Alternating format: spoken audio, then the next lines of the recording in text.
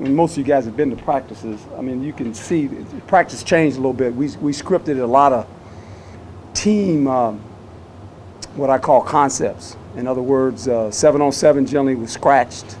We wanted to go into a team situation. If you were paying attention, one of the periods was the quarterback was under center the whole period. And we ran our offense out of that. And I just think there's a point in time now where we have to create the situations in a football game that appear. And I think you learn better offensively, defensively, how to play situation football. So those periods were designed to 11 on 11. One period was play action, run, draws, screens. Another period was a team run. Different kind of concepts of how to run the football and our different type of runs. Get the blocking schemes down as well as defense. And the other one was just situation football. We're going to play down and distance. The situation will dictate, do we run, do we pass, what do we do? So I thought for the most part it was a clean practice. They participated pretty good today. There was a message sent earlier in the meeting, and the message was very clear that we are in the process of evaluating players. Between now and next week, you're going to find out the situation here, whether you continue to be part of it or not. And I told them that when I first took the job, and that's the way to be honest with guys. It's always evaluation, it's always participation, it's always autograph your performance. That is your resume when you practice. And I told some guys, if you continue to stay hurt and stay in the training room, you have no tape. We can't grade you if you're not on tape. We can't grade you in the training room. So all of a sudden some guys got well. It's amazing. So I think, you know, college football is one of those unique sports in the fact that you give out 85 scholarships, and I think sometimes these players just think, well, it's 85 scholarships, I'm good. No, you're not good. You've earned a scholarship because of your ability to be a student athlete. You got to make sure you handle that part of the assignment, being the student part, and then being the athlete part. It's a combination of both. And when you don't meet that standard, there's consequences. And the consequences are sometimes tough, but I think it's a learning process for a lot of these young guys. And if I don't obviously apply those consequences, then I'm not doing my job as a head coach. So that's kind of where it's at right now. How do you describe your relationship with Manny as a marriage? Are you still not doing the same? No, we're you know, my wife she gets it, you know, she understands. She's dealt with the Chad Penningtons in her life. And her and Chad are still friends along with his wife and the rest of those guys, Vinny Testaverde. So I think it was new to Manny. You know, I'm gonna have a conversation with him every day. There's about 5 or 6 guys that I see in practice every day, and there's words of leadership that are involved when I speak to them, and what I expect, because we're still trying to build that. Because I've told the players it's real simple. When the game starts, no one's in the huddle but the players. The coach can't go in the huddle, and I think what you got to realize is that when the football is a game of perfection, but it's an imperfect game. Things happen. When you watch a snap being played, there's 22 players that participate. There's an error.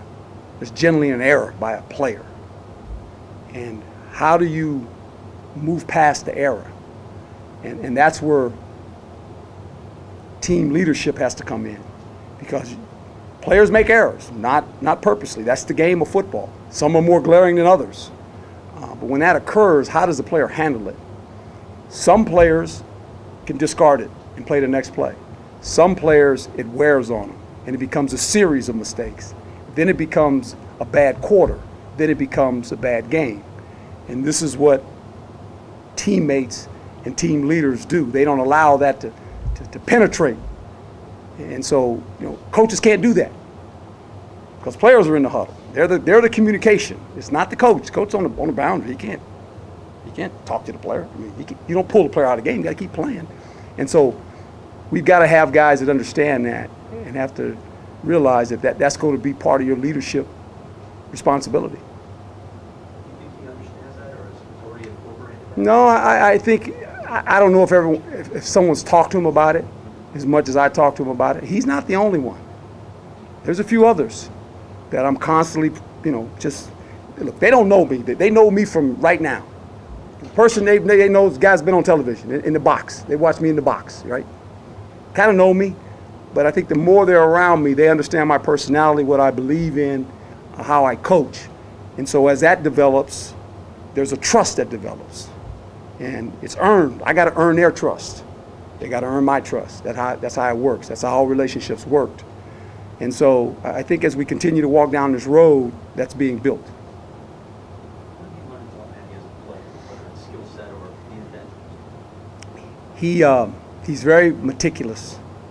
When you watch him in practice, he's always looking. He's trying to, look at things through not only the quarterback's eyes, but what I like, through the defensive eyes. And he asks me questions, and that's good. I like players that ask questions. I like players that ask why, because they're searching for knowledge. And so, if he plays the hardest position in football, he plays quarterback, and you have to process information very quickly and make decisions. And your decisions are based on situations, based on what you see, based on trust, especially in the pass game, because you're expecting the receiver to be where you throw the football. And so all those things come into play. Coach, from practice 1 to practice 10, are there any things that stand out, any players that stand out to you for how they go about their process, or how they've improved, or anything else that? Well, I think collectively, if you go look at us from the first day to right now, we understand the system much more clearly now defensively. I think our alignment issue is starting to get a little bit fixed, although Friday night we went haywire for some reason. We self-destructed. We got emotionally, and we had no emotional discipline, and we just kind of were like running around not knowing what to do. We found our way again today, which was good. So I just think where we're at, it's about players trusting now the call and trusting the guys around them to do their jobs, especially on defense. Are there any guys that are kind of leading that charge? Well, yeah, 24 is a guy that I'm prodding. 9 is a guy I'm prodding. 96, 95. There's some guys that I'm kind of going to, and just saying, hey, eventually you're going to have to do this. And they understand, and it's hard because they haven't been asked to do that. And it's hard to lead now. I've always said, being a leader, there's no time. You don't deal with time. You got to lead until the job's done. There's no clock. You don't live by a clock. Well, I got to leave during practice. No. You got to leave off the field too. Because what you do off the field, they see. And if it don't match up, then you got a problem. Is that pressure? Yeah, it's pressure. That comes with it. Just to clarify from what you said at the beginning, there are some guys that are at risk of losing their scholarship at the end of spring? No, I would say there's some guys of maybe not being a part of the team. They're not going to lose their scholarship. We're not taking scholarships. No. Their scholarships are good. They might not participate as an athlete anymore. They might just become students. Well, can you do that? Can Yeah. they keep their scholarship? Yeah, you can do that. Without a medical redshirt? Yeah, they can keep their scholarship, sure. It's So just, they would just stay on scholarship, they wouldn't be on. and they go to class and be a student. Yeah, you can do that. People do that all the time. I know it comes from our receiver group, Nikhil Harry gets a lot of the attention. What do you think of Kyle Williams? Yeah, Kyle, he is a worker bee, very smart, as you know. I mean, the guy, was going to be a doctor or something like that. I mean, he's smarter than I am. I mean,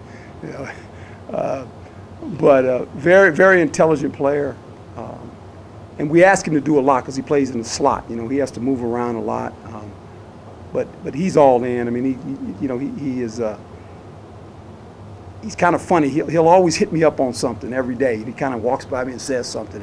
So I like him. I mean, he's a smart, intelligent player. He knows his role too, and his role is vital because, as we know, number one is going to get a lot of attention when the season starts. People are going to find ways to rotate the coverage and try to take him out of the mix, and we'll have to move him around some to get him in some situations where we can get him the ball, and we'll do that.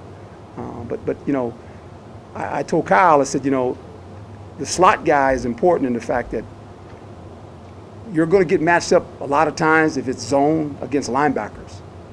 And we can make a lot of hay with him because if he can catch the ball and he can run pretty good with the ball. So that gives you the ability to get a mismatch that you want. So he understands that. I mean, in your experience, when you have a player with that high of an intellect, does that usually really translate just with, being in the trenches or making moves and helping? Yeah, I mean, the guy, he can read coverage. He understands where he's supposed to be.